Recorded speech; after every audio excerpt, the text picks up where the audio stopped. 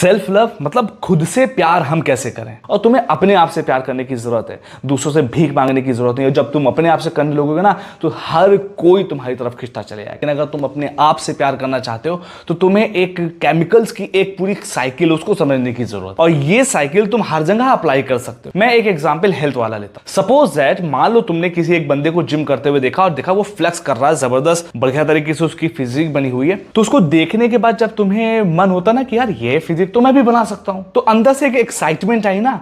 उस समय एक हार्मोन एक्चुअली रिलीज हुआ है जिसको हम लोग डोपामिन बोलते हैं।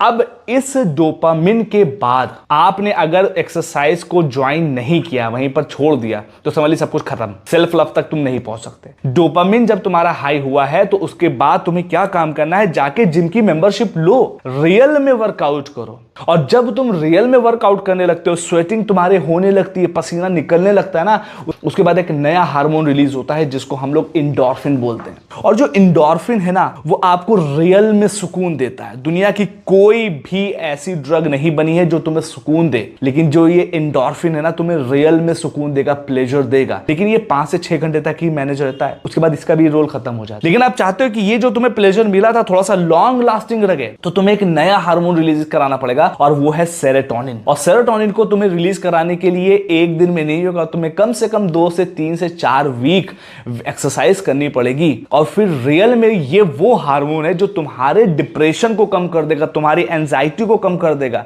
इसको रियल में एंटी डिप्रेसेंट हार्मोन बोलते हैं। फिर उसके बाद एक स्टेज ऐसी आएगी 2 से 3 से 4 महीने के बाद, जब एक नया हार्मोन रिलीज होने लगेगा, और उस हार्मोन को हम लोग ऑक्सीटोसिन बोलते हैं। ये रियल में सेल्फ लव वाला हार्मोन है। और सेल्फ लव वाला हार्मोन जब रिलीज होगा ना तो तुम ना तो बाहर का कुछ खाओगे, ना तो तुम कोई चीट मील खाने की कोशिश करोगे। क्यों? क्योंकि तुम्हें अपने आप से प्यार होगी। तो ये एक पूरी साइकिल है। सबसे पहले dopamine, endorphin, serotonin, and then last में ऑक्सीटोसिन।